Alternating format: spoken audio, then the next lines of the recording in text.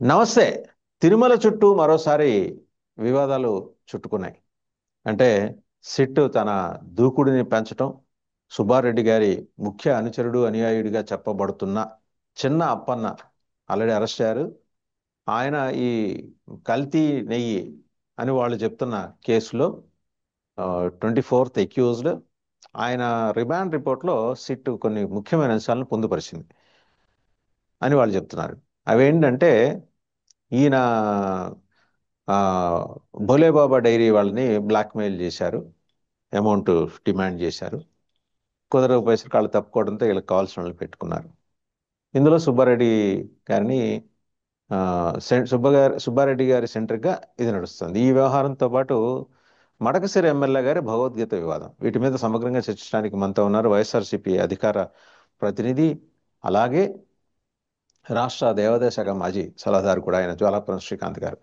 శ్రీకాంత్ గారు నమస్తే. ఇంతకీ నమస్తే అండి. సిట్ దర్యాప్తు చేస్తున్న వ్యవహారం కల్తీ మీద, లడ్డులో జరిగిన నెయ్యి కల్తీ మీద, లేకపోతే అవినీతి మీద? ఇప్పుడు ఇదేంటంటే ఈ ధర్మ మీమాంస జనం ముందుకు వచ్చింది. హఠాత్తుగా ఇన్నాళ్ళు కామ్గా ఉన్న సిట్ ఇవాళ హఠాత్తుగా ఈ పేరు తన మీదకి తీసుకురావటం, అంటే ఆల్రెడీ అతను అరెస్ట్ చేయడం అనుకోండి, చెప్తున్నాను. తిరుమల లడ్డు కల్తీనయ్యా లేకుంటే అవినీత ఉమ్, అన్న అంశాల మీద కోణంలో ప్రభుత్వమే తికమక పడతా ఉంది అని అర్థమవుతా ఉంది. ఇప్పుడు మనం చూస్తూ ఉన్నాం.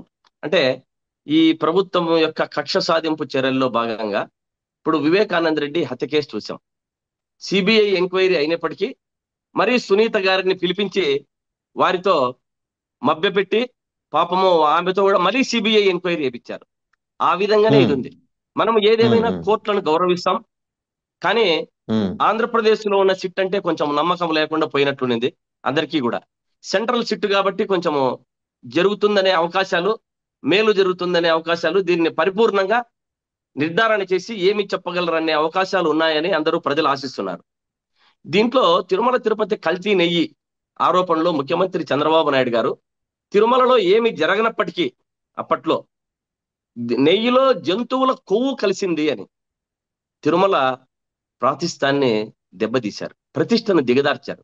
అంటే వారికి ఎంతసేపు ఉన్నా మనము కక్ష సాధింపు ఎవరి మీద చేస్తున్నాం, ఇది దేవుణ్ణి వాడుకుంటున్నామా, లేకుంటే ఈ నాయకుల యొక్క మీరు నానా రకాలుగా దండిగా ఉంటాయి కక్ష సాధింపులో, ఏదైనా చేసుకోవచ్చు. కానీ మధ్యలో దేవదేవుడైనటువంటి వెంకటేశ్వర స్వామిని మధ్యలోకి లాగి వారి ద్వారా ఇది తిరుమల ప్రతిష్టను దిగదార్చి వీళ్ళను ఇది చేయడం అనేది చాలా బాధాకరమైన విషయం.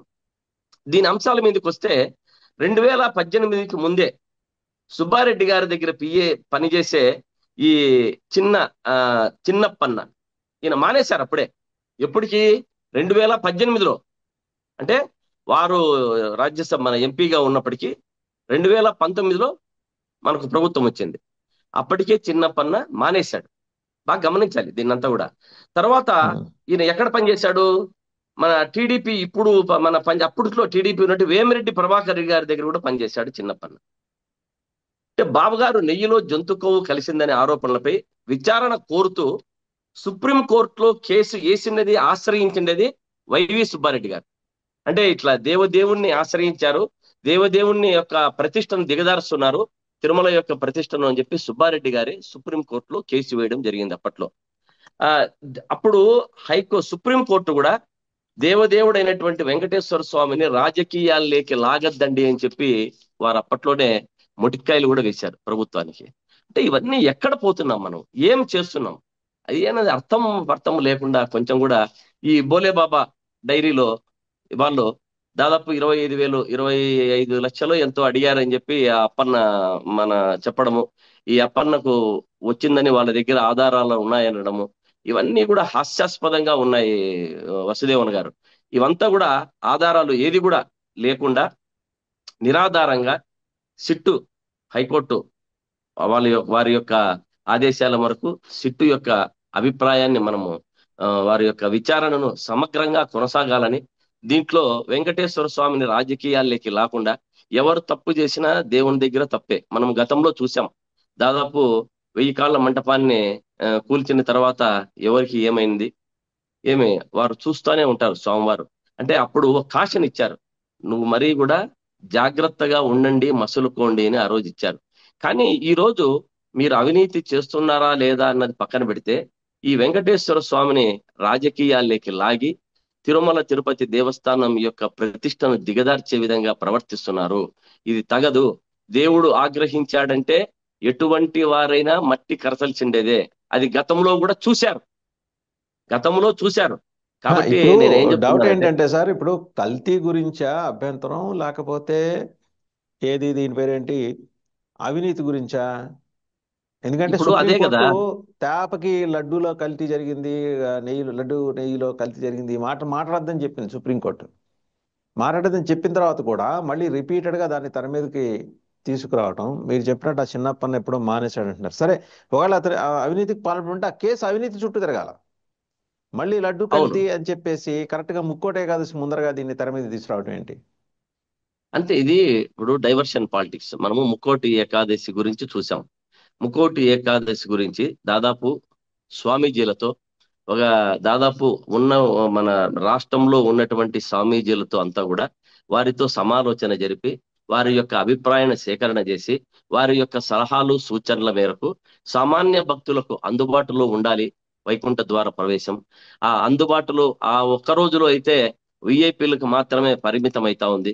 ఈ 10 రోజులు పెట్టడం వల్ల ప్రజలకు అందరికీ అందుబాటులో ఉంటుందనే ఉద్దేశంతో చాలా సమాలోచన జరిపి స్వామీజీలతో పెట్టడం జరిగింది. కానీ మీరు చూసే ఉంటారు గత కొద్ది రోజులుగా దీన్ని తీసేసి, అంటే వాళ్ళకేం లే, మంచా చెడా అన్నది కాదు, ఆ ప్రభుత్వంలో జరిగింది దాన్ని తీసేయాల అంతే. వారి యొక్క ఆ వాళ్ళ యొక్క ఎయిమ్ అంతా ఒకటే, వారు మంచైనా చెడు చేసినా ఉండకూడదు అది అనే ఉద్దేశంతో చేశారు. మరి కూడా అదే కరెక్ట్, అది అట్లే ఉండాలా అని చెప్పి అది కూడా వైకుంఠ ఏకాదశిని మరి కూడా 10 రోజులు పెట్టడం జరిగింది. దీంట్లో ఇంకొక ఆంతర్యం చూడండి.